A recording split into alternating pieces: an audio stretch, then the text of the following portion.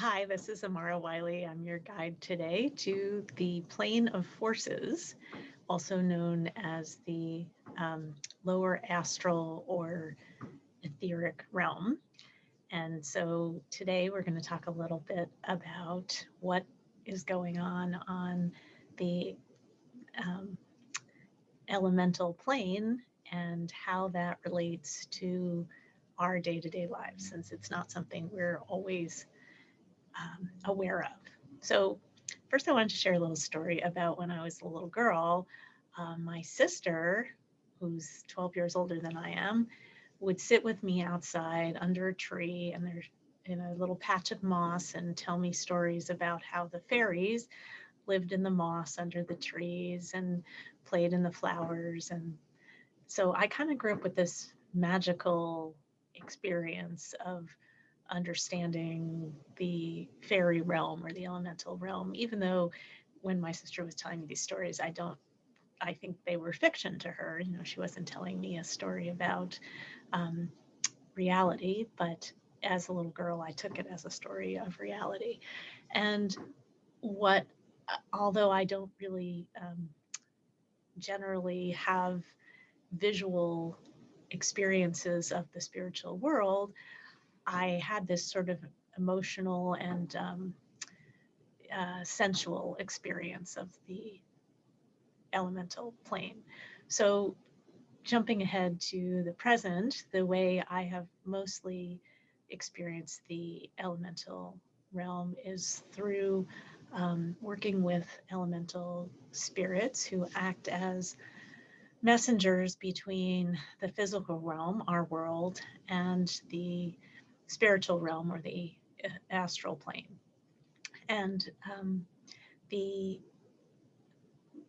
ways that this can be worked with is in um, a circle, which is one form that a ritual or ceremony can be performed in. And basically, that's creating a bubble um, that's half above and half below the ground that is between our physical plane and the elemental plane, and calling the elemental watchers, so of east, south, west, and north, to come and visit the realm of the physical form and to experience and witness whatever we humans are doing or what our physical forms are doing, and then bringing that back to the Akashic realm, to the um, next plane of existence. So,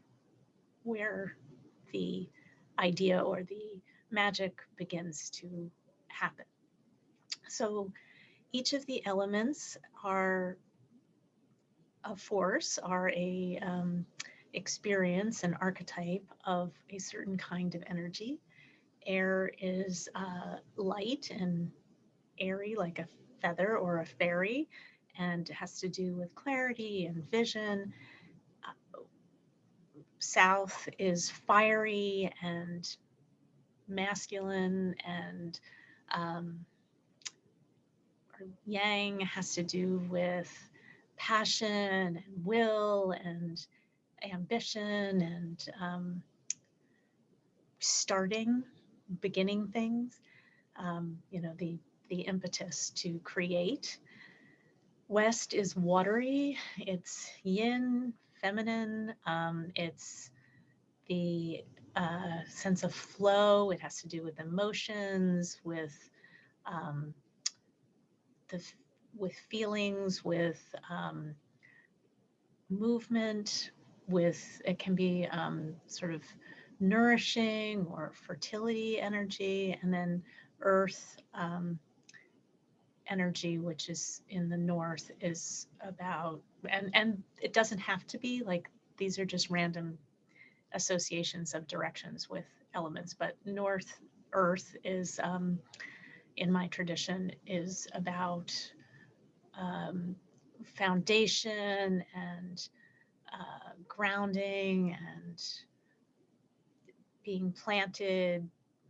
It can also be nourishing, but it's like a very earth nourishing kind of energy. So those are some of the elemental energies that we can work with. And in my tradition, we say that all of those and ether or spirit make up a pentacle, a five-pointed star, and are the energies of that are of creation, and those energies in some combination create all things. So in the plane of forces, the energy of those elementals are kind of the building blocks of how creation happens. And there will be other videos of each plane, but in this idea that there are 7 planes of reality, which is a construct in order to help explain how something happens, magic happens. It is the plane that is connected to our belly or second chakra, and that is kind of about creation and about fertility and about the beginnings of things and its physical body kinds of needs, but also not like, so root chakra is safety, security, that kind of needs. It's more about the physical needs associated with other people and with how we connect to our physical form in the shape of like our imaginations. So the other practice that I have, which connects with this realm of existence, with the plane of forces, which is also known as the lower world or the lower astral world.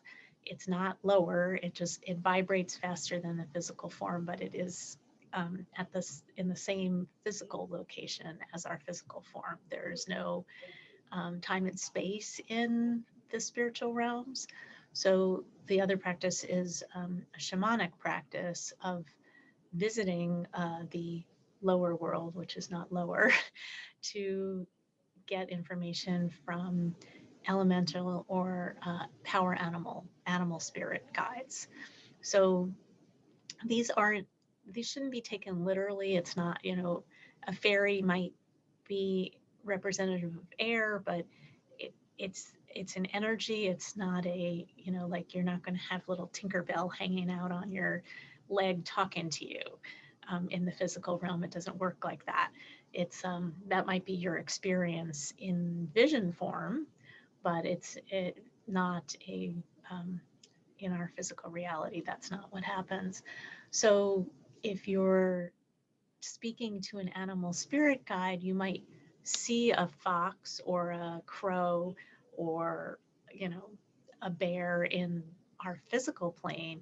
But when we talk about the animal spirit guides, we're not talking about the literal physical representation of that. That can be a sign or symbol representing the archetypal energy.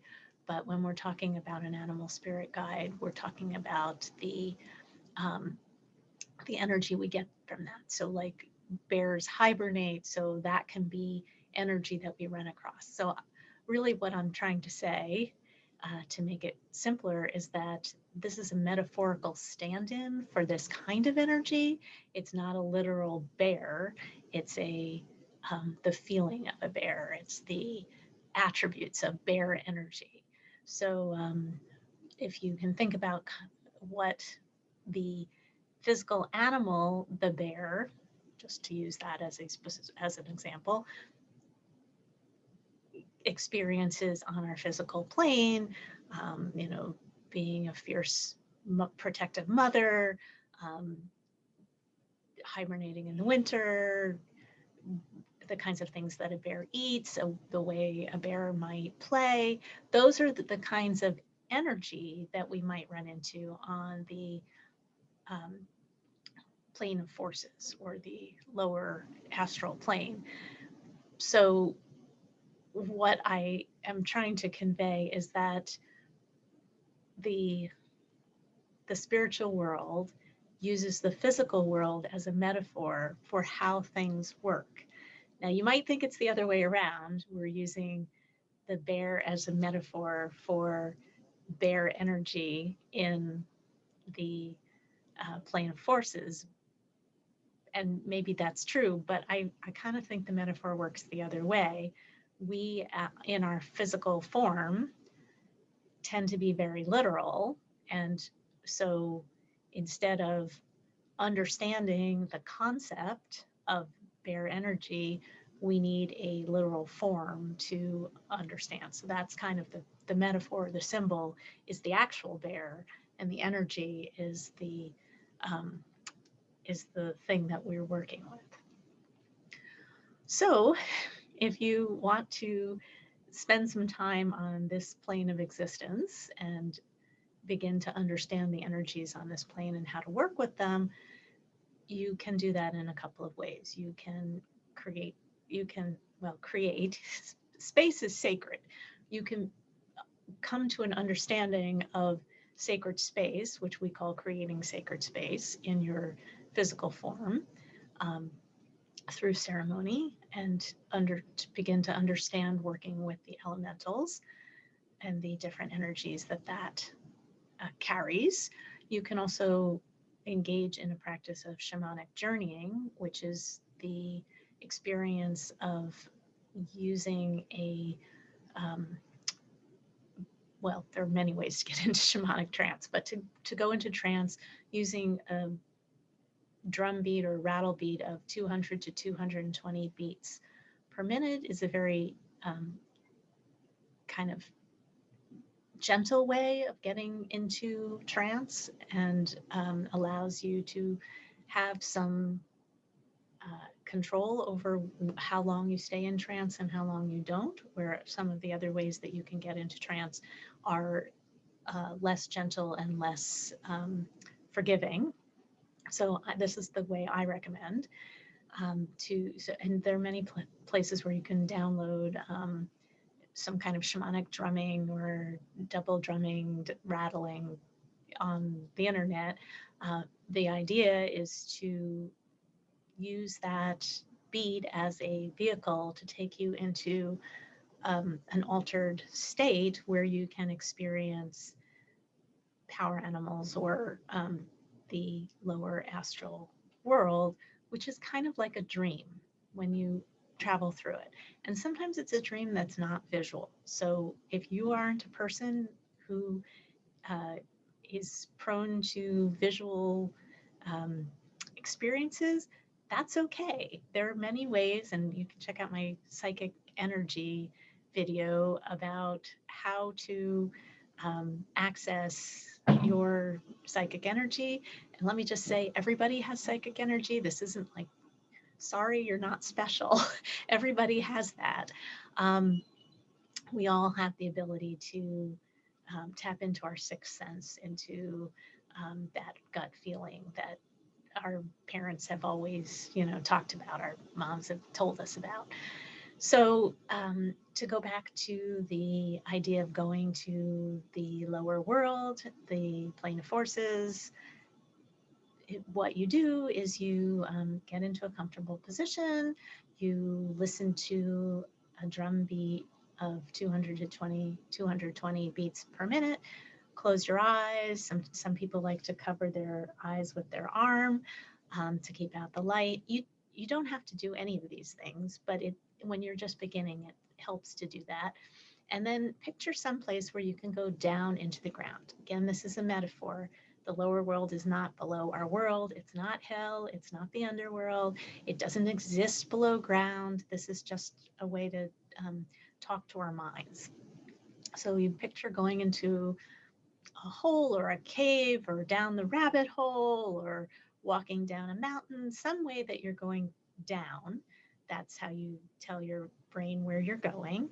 And then allow yourself to experience whatever you experience. And if you want to find your power animal, you can ask to find your power animal. One of the things about the spiritual realm is that spirits don't lie. They can try to trick you though, so you have to be careful how they speak to you or how they show you things, that you don't jump to conclusions about what that means. Um, but if you ask a question and they answer it directly, then that is the answer. Now, I have a lot of people who have asked me, well, is that real? And I don't know that that matters, right? I don't know that, I mean, in my opinion, the physical plane isn't real. The spiritual plane is far realer than the physical plane, which is a dream. It's an illusion just as much as any other plane of reality is. And in fact, we are fairly limited in the physical plane because we don't have access to all of our senses. We only have access to our physical senses in the plane of form. We don't have access to all of our psychic senses, which take place in the other spiritual planes. We might start having some spiritual experiences, some psychic experiences, and believe that that is part of the physical plane, but it is not. So the one of the reasons for doing this is just to kind of understand the world a little better, or to understand yourself a little better, or your relationship to spirit in this realm.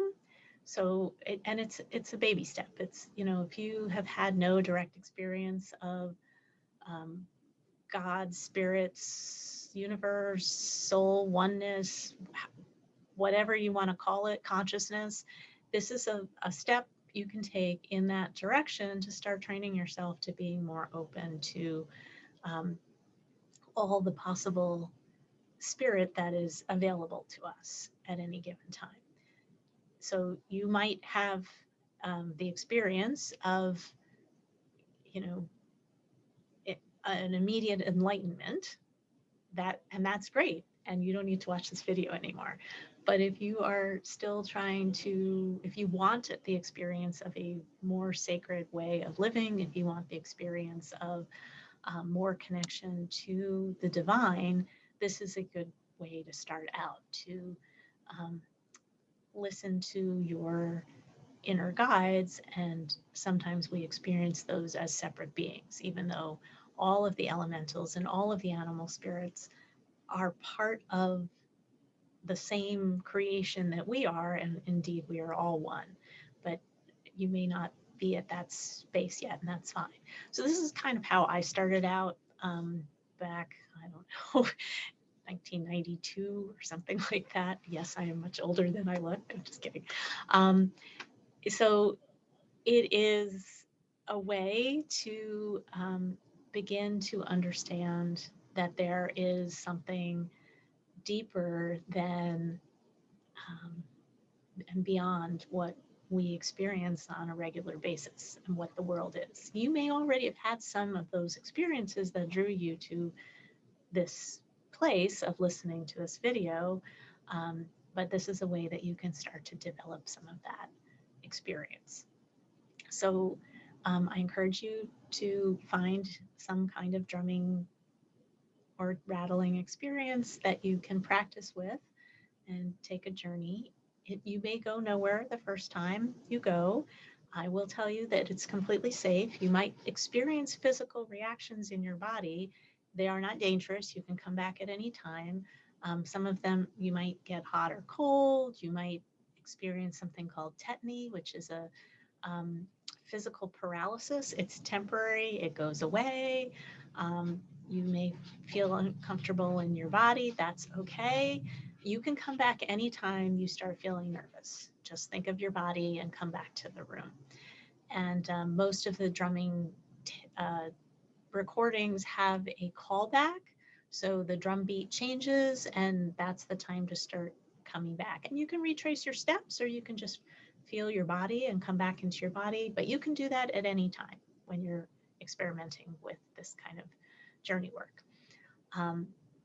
So this is my invitation to you is to try this out. Put some comments down in the comment section about your experiences, and hopefully I'll leave you with a story. This is how I first got into in my interest in the shamanic journeying and exploration of the spiritual world. My mother passed away in 91, and I was very sad. I was 23 years old, and I was not really ready to be an adult, and I couldn't seem to get beyond. I felt like I had lost a piece of myself. And a friend of mine gifted me with a soul retrieval with a shaman. And my experience was that she told me things that there's no way she could have known. And she told me what my power animal is, which made perfect sense to me because it was an animal that I was obsessed with. And there's no way she could have known that either. She didn't know me at all. And this is before the internet where you could, stalk people and find out about them. And I thought, you know what, there's something here and I really want to find out more about it. So I started practicing myself and taking some classes and,